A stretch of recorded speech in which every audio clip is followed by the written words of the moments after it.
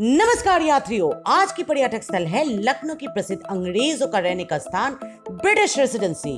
पर उसको समझने के लिए चलिए पहले हम आप लोगों को Oscar award winner Satyajit Roy की लखनऊ में फिल्माए जाने वाली एकमात्र चलचित्र शतरंज के खिलाड़ी का कहानी बताते हैं। कहानी में दो मुख्य कलाकार मिर्जा साहब और मीर साहब कहने को तो बहुत वीर योद्धाओं का पढ़ पोते हैं, पर आजकल उन दोनों का एक ही शौक है, शतरंज खेलना यानी चेस। दिन रात शतरंज के खेल में डूबे रहते हैं दोनों।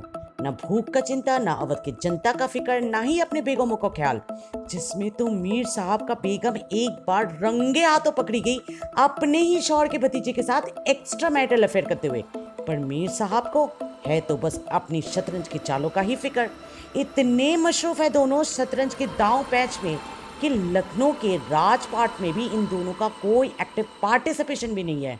और अगर लखनऊ के नवाब की बात करें तो वो तो मीर साहब और मिर्जा साहब से भी गए गुजरे हैं। हर वक्त रंगरेलिया में डूबा नवाब अंग्रेजों के बढ़ते कदम रोकने के बजाय अपना ताज ही चुका दिया गोरों के सामने।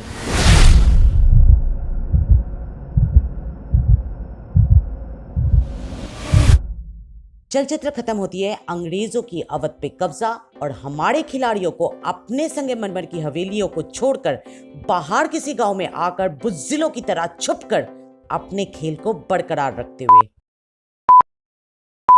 सत्यजीत राय की ये चलचित्र प्रेरित है मुंशी प्रेमचंद की लिखित कहानियों से, पर यह कहानी होकर भी पूरी तरह दर्शाती है कि किस तरह नवाबों की अय्याशी, बुज़दिली, कायरता और विलासीपन ले डुबा अवध के आवाम को। अब आप लोग शायद ये पूछोगे कि लखनऊ की रेसिडेंसी बिल्डिंग का क्या लेना देना है सत्यजीत राय और मुंशी प्रेमचंद की इस कहानी के साथ। तो आपका इस सवाल का जवाब इसी में है कि क्यों नवाब सुजाउद्दौला ने ट्रीटी किया था अंग्रेजों के साथ, क्यों असफउद्दौला 1775 में बाहरी मुल्क के गोरों के लिए ये रेसिडेंसी बनाया था। जी हाँ यात्रियों, ये इमारत अंग्रेजों का निर्माण नहीं, ये नवाबों का निर्माण है अंग्रेजों के लिए। अच्छा ठीक है, डिबेट के तौर पर ये मान लेते हैं कि गोरे चिट्टे मेहमान है इसलिए रहने दिया, पर इतना बड़ा क्षेत्र में रहने दिया और वो भी एक बेली गार्ड गेट के साथ जिसको कोई भी आसानी से तोड़कर अंदर प्रवेश ना कर पाए। एक ट्रेजरी बिल्डिंग जहां हमारे देशवासियों से 10 गुना लगान चूस कर अंग्रेज अमीर हुए। एक बैंक्वेट हॉल जहां कहा जाता है कि सबसे सुंदर हाई क्वालिटी नक्काशियों की चीजें से डेकोरेशन किया गया था। एक आधुनिक किचन, बेगम कोठी, रेसिडेंट बिल्डिंग और सबसे बड़ी बात तब भी के ब्रिटिश फौज की ट्रेनिंग सेंटर भी यही थे। अब समझ में आया। खैर, जितना क्रोध आप लोगों को नवाबों पर आ रहे हैं अभी रेसिडेंसी बिल्डिंग में प्रवेश करते ही, उतना ही फकर आएगा आपको हमारे देश के पहले क्रांतिकारियों पर जब आपको इस ब्रिटिश रेसिडेंसी का अवशेष दिखेगा। 1857 का पहला इंडियन इंडिपेंडेंस की लड़ाई में भाग लेने वाला कई प्रदेशों में एक नाम अवध यानी लखनऊ का भी था।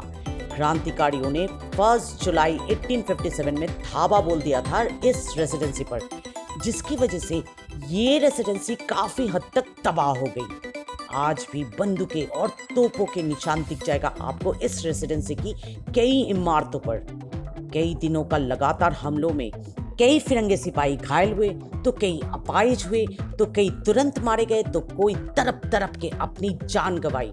जिन लोगों का कब्र आज भी दिख जाएगा आपको यहाँ। इनफैक्ट रेसिडेंसी के मुख्य निवास स्थान जो कि आज के तारीख में म्यूजियम में तब्दील कर दिया गया है, वहां भी क्रांतिकारियों का घेराबंदी का पूरा इतिहास मिल जाएगा आपको। इसके अलावा पुराने पेंटिंग, बंदूकें, तोपे, पूरे रेसिडेंसी का मैप और नुकसान हुए दीवारें भी देखने को मिल जाएंगे आपको यहाँ।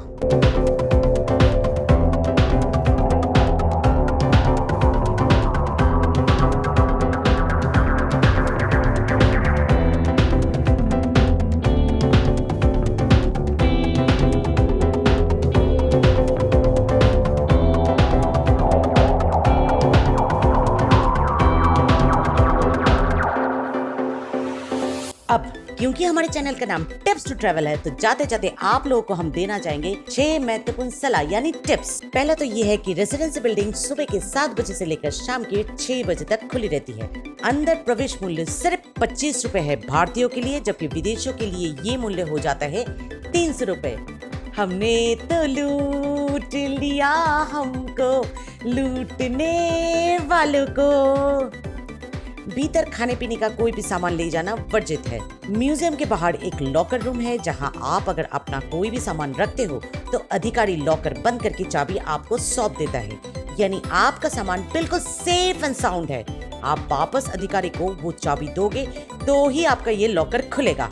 और 5वां सलाह ये है कि रेसिडेंसी बिल्डिंग श्रापित नहीं है। यहाँ पर कोई भी भूत प्रेत चुड़ैलों का निवास नहीं है, लोगों का ये अफवाह है।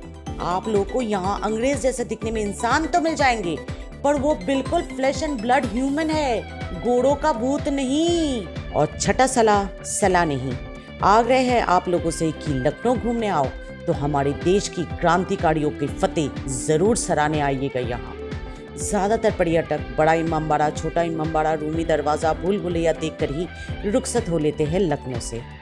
विनती यही है आप लोगों से कि ऐसा ना करें।